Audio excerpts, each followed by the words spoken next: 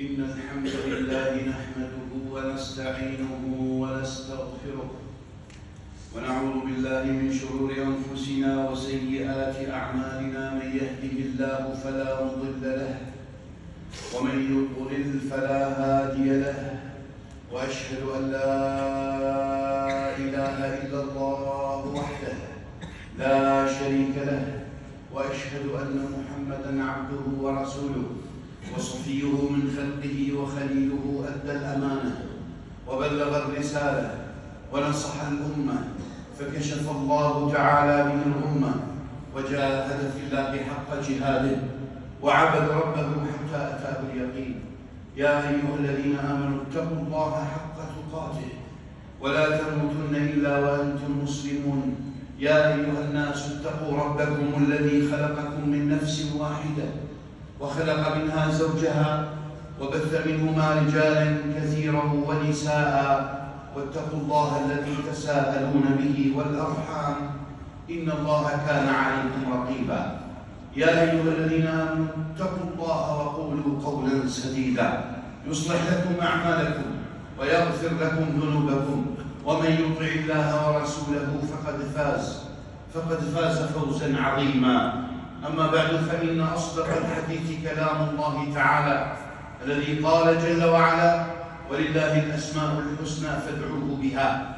وخير الهدي هدي حبيبنا وقائدنا ومعلمنا وأسوتنا محمد صلى الله تعالى عليه وآله، الذي قال: إن لله جل وعلا 99 اسما 100 إلا واحد، من أحصاها دخل الجنة.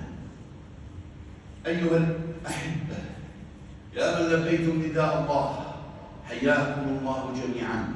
طبتم وطاب سعيكم وممشاكم وتبوأتم من الجنة منزلا. أسأل الله العظيم جل وعلا بمنه وكرمه الذي جمعنا في بيت من بيوته على طاعته أن يجمعنا مع سيد الدعاة وإمام النبيين والمرسلين في جنته ودار مقامته، إنه ولي ذلك ومولاه.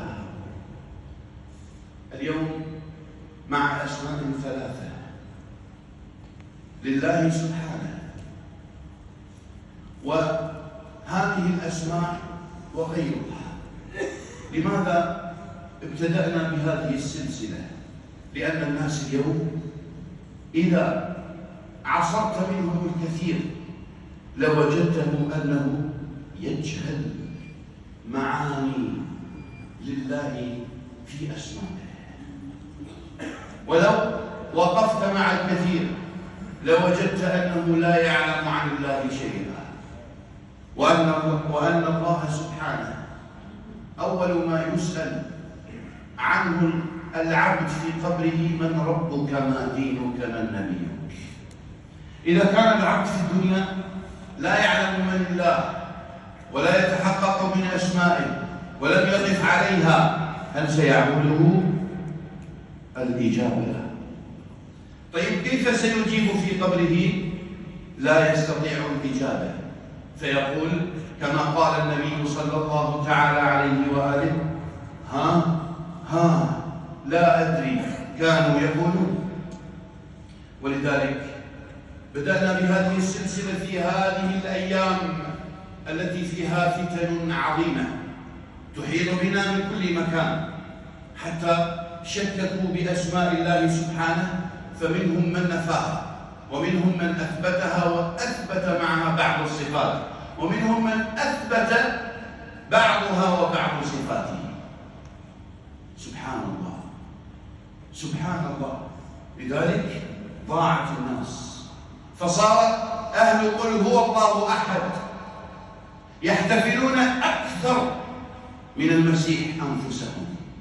فصار أهل قل هو الله أحد من يرتجون شفاعة محمد صلى الله تعالى عليه وآله يحتفلون أكثر مما يحتفل المسيح أنفسهم. ولو سألتهم: لماذا تفعل هذا؟ قال: هي عادات، ونحن نستقبل سنة جديدة، لا نفعل ذلك احتفالا. أقول لك: مبروك لك أن لله في هذا الصباح قد جاء ولد، وهذه هي الحقيقة بلا وشوش. ولذلك اخترنا هذه الأسماء. فضياع الأمة أنها ضيعت معنى الله جل وعلا بأسمائه وصفاته. فإذا كان الله ضائع عندك لم تقف على معاني الأسماء ولا الصفات، صار منك العجب العجاب. ولا تخاف ربنا جل وعلا بل تخاف الناس. اليوم مع اسم الرقيب، وكذلك القريب، وكذلك المجيب جل وعلا. الرقيب لو وقفت على هذا الاسم لوجدته أنه تكرر 3 مرات في القرآن. وكذلك قبل قليل ذكرناه: يا أيها الناس اتقوا ربكم الذي خلقكم من نفس واحدة وخلق منها زوجها وبث منهما رجالا كثيرا ونساء واتقوا الله الذي تساءلون به والأرحام إن الله كان عليكم رقيبا. صار الأرحام بعضهم ينهش لحم بعض. لماذا؟ لأنهم لا يعلمون من هو الله. صار الأرحام بعضهم يأخذ حق الآخر. لماذا؟ لأنهم لم يقفوا على أنهم سيقفون بين يدي الله جل وعلا، فيتصارعون ويتنازعون على حطام الدنيا. فيريد أن يأخذ من أخيه ما يأخذ من حق أخيه لا من حقه، والآخر يريد أن يقسم الإرث على ما قسمه رب العزة جل وعلا، والآخر لا يريد التقسيم أصلا لأنه لا يعترف بالله سبحانه. انظر إلى العوائل التي تسمى مسلمة، التي ترتجي شفاعة محمد عليه الصلاة والسلام، التي ستقف لا محال بين يدي الله سبحانه وتعالى. الرقيب ما يلفظ من قول إلا لديه رقيب عتيد، قولك وفعلك. هناك رقيب لك وعتيد. تخيلها معي أن الطريق الفلاني مكتوب عليه مراقب بالكاميرات، كيف سيكون الحال في قيادة السيارة؟ الحزام ثم الانتظام. لماذا؟ لأن الطريق مراقب بالكاميرات، والذي يسير لا يعتدي ولا يظلم أحد لأن الطريق مراقب بالكاميرات. كيف أن الله سبحانه،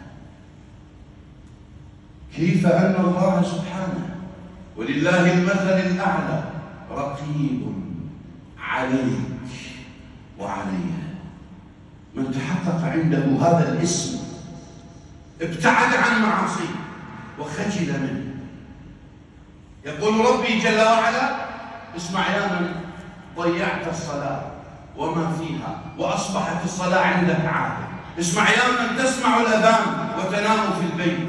يقول ربي جل وعلا: قسمت الصلاة بيني وبين عبدي. يا الله يا الله.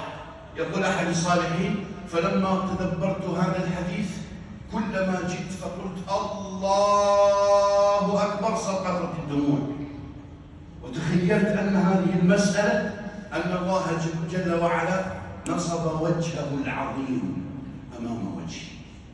يا الله يا الله، كم نحن بعيدون عنه. الرقيب جل جلاله. فيقول العبد: الحمد لله رب العالمين. فيقول الملك سبحانه: حمدني عبدي. لمن يقول؟ للملائكة. ويقول العبد: الرحمن الرحيم مالك يوم الدين.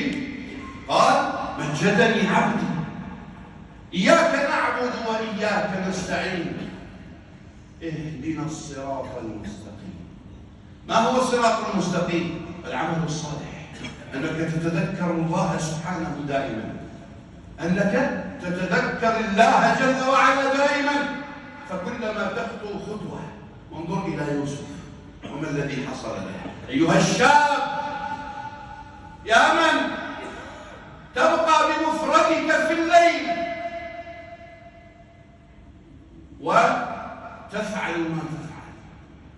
تراسل فلانة أن فلانة هذه أخت فلان وبنت فلان، كما أن لك أخت ولك أب. الله جل وعلا رقيب عليك. هل تأملت في ذلك؟ والله لو تأملت في ذلك لخفت من الله أن يسلط عليك وحش كما أنت يذهب إلى أهلك أو إلى أختك، لأن الجزاء من جنس العمل. أما إن كنت غافل ولم تعلم من هو الله ولم تقف مع الرقيب لفعلت كل شيء. تأمل معي اسم الرقيب في كل حال.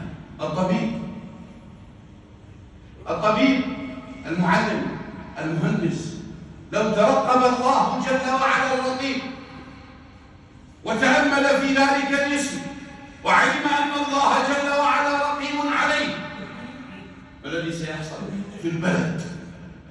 سنرى خدمات، سنرى مرضى وخدمة، سنرى تطور في العلم، سنرى أصحاب الشهادات يطبقون ما أخذوه على مرضاهم وعلى الناس وعلى المجتمع. فإذا أصلحت ما في داخلك صلح المجتمع. أيها الحبيب، إنه الرقيب جل وعلا، إنه الرقيب جل وعلا. أما القريب، هل تأملت يوما أن الله جل وعلا قريب منك؟ لما أنت بعيد عليه؟ الله جل وعلا قريب منك. كل الأسئلة التي سألوها للنبي صلى الله تعالى عليه وسلم، يسألونك عن الأهلة، يسألونك عن الخبر، يسألونك عن الساعة، 13 سؤال، كلها قال الله جل وعلا قل، أي قل يا محمد فيها، إلا سؤال واحد: وإذا سألك عبادي عني، وإذا سألك عبادي عني، هل قال له قل؟ لا يحتاج بينه وبين العبد واسطة، لأنه خالقه، وإن كان محمد صلوات ربي وسلامه عليه.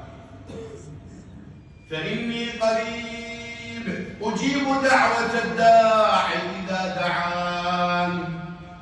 لو تأملت في اسمه جل وعلا القريب، أي أنه قريب منك، قريب منك إذا دعوته، فهو أيضا يتحقق عندك اسم المجيب. أما يجيب المضطر إذا دعاه، من الذي يستطيع الإجابة؟ تجد الناس واقفون على باب فلان وهو فلان ليس في الحياة وإنما ميت، يريدون منه ويتكلمون معه وهو حائر بنفسه في قبره، لا يستطيع جلب نفع إلى نفسه ولا دفع ضر. وإذا بالعقول، أي عقول هذه؟ القريب المجيب لم يجعل واسطة جل وعلا. وإذا سألك عبادي عني فإني قريب أجيب دعوة الداعي إذا دعان، مهما كانت إلا أن تكون حراما. فالدعاء له 3 مراحل: إما أن يستجيب له الله جل وعلا، وإما أن يدفع منك بالدعاء عنك مصيبة، وإما أن يدخره لك فيجازيك عنه يوم القيامة. أي رب كريم جل جلاله عظيم، ولكن نحن الذين بعيدون عنه. مجيب سبحانه وتعالى يتحدى: أمن يجيب المضطر إذا دعاه ويكشف السوء. ابن عمر ذات مرة في صحراء ويرى راعي. انظر إلى تأمل الشاب في لفظ الرقيب جل وعلا ولفظه للقريب وإذا به للمجيب. فيبسط ابن عمر الزاد فيقول تفضل، وإذا بالشاب يقول أعتذر. قال لمن؟ تفضل، إذا دعيتم فأجيبوا. قال إني صائم. اسمع يا من امتلأت السنة عندك، ليس لك صيام إلا في رمضان.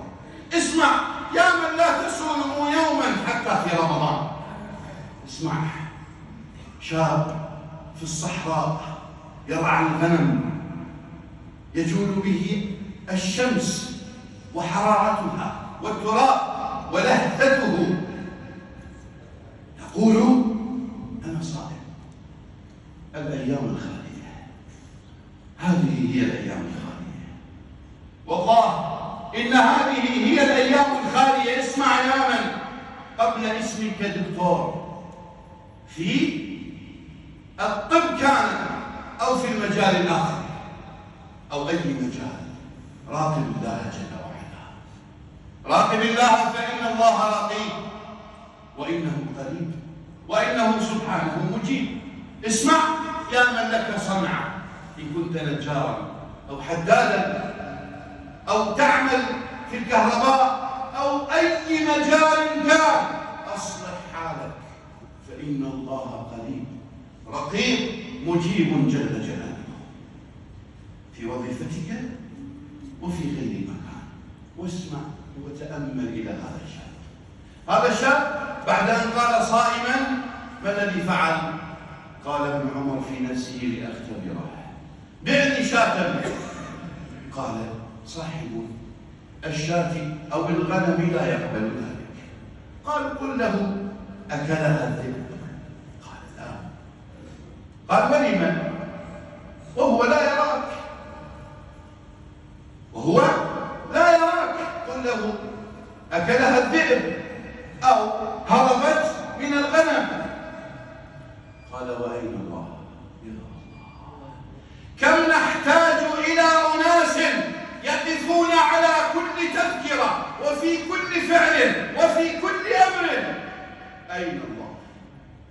أين الله منا؟ إنه الله أيها السادة. هل عظمتم الله جل وعلا؟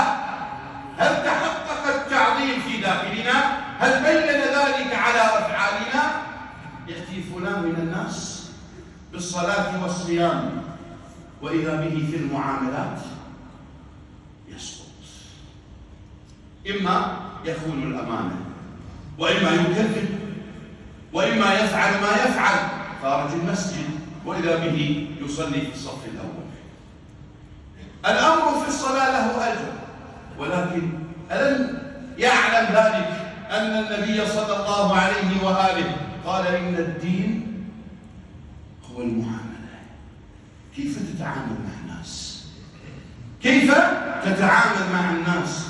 الذي يعظم الله جل وعلا يتعامل مع الناس ويتأمل أن رب الناس جل وعلا رقيب قريب مجيب. نبهني الله وإياكم من نومة الغافلين، وحشرني الله وإياكم تحت لواء سيد المرسلين. أقول ما تسمعون وأستغفر الله لي ولكم فاستغفروه إنه هو الغفور الرحيم. ادعوا الله وأنتم موقنون بالإجابة.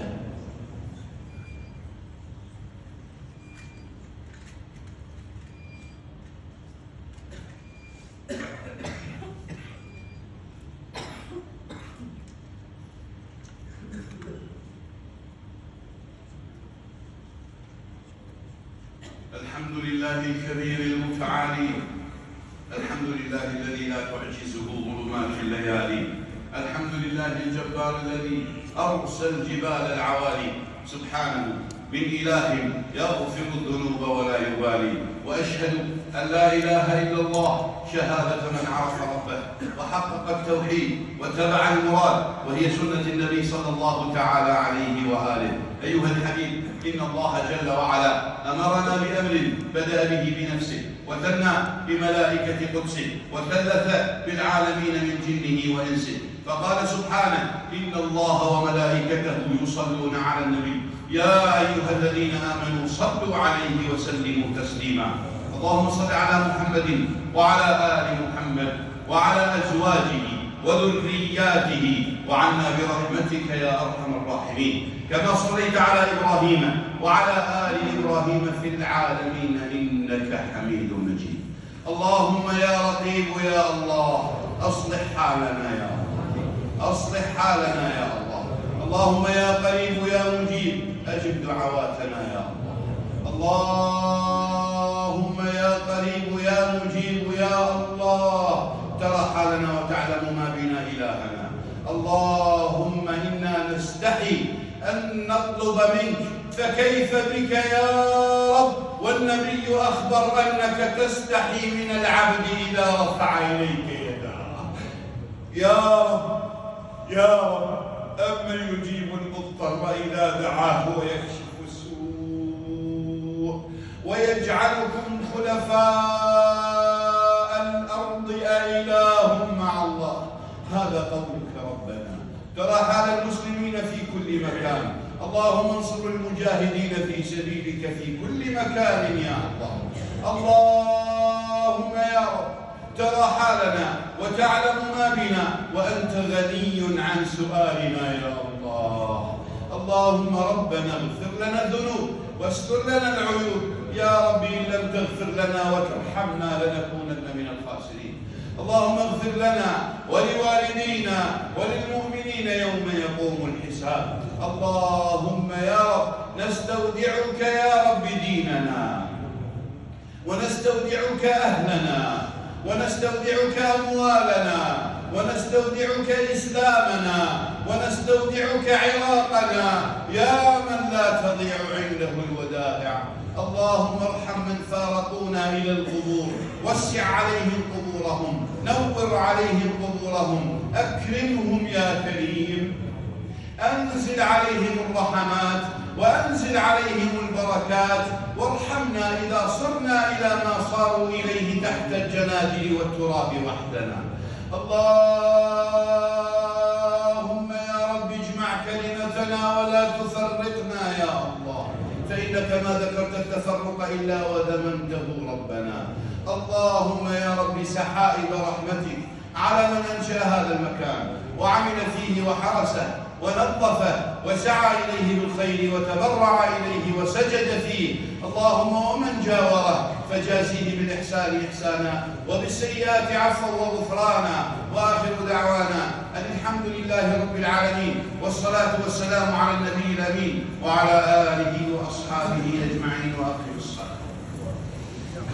الله أكبر الله أكبر. أشهد أن لا